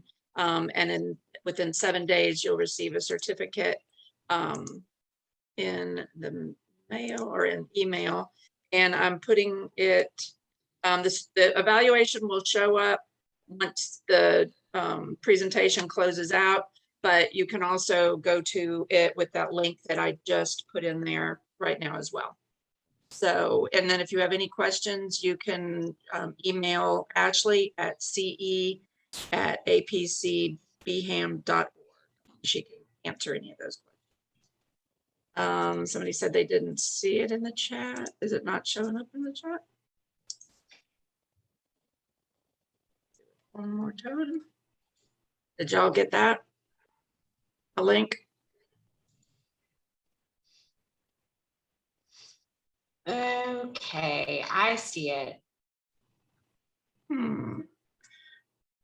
Oh, you know why? Because it went to the hosts and panelists. That's why, not everyone. Hold on, that explains it. And they will There we go. have, and Patty, I know you answered this at the beginning, but just to clarify, we are going to provide the slide, or y'all will provide the slides and a recording of everything. Yeah, so good question. So Ashley said that they will provide the slides. They'll email those out. And I think it says the survey is closed. I think it has to wait until this completes and then it will open. So once we sign out of here, I believe it opens after that. And they will send out the slides, and they will also be posting the recording on their website at some point shortly of all the different programs that have been in this series. So just be watching their website for that. And at some point here, they'll have this, it's the apcbham.org, Addiction Prevention Coalition's website. So, yes, with all that being said, I'm gonna put the link in here one more time in case anybody didn't get it.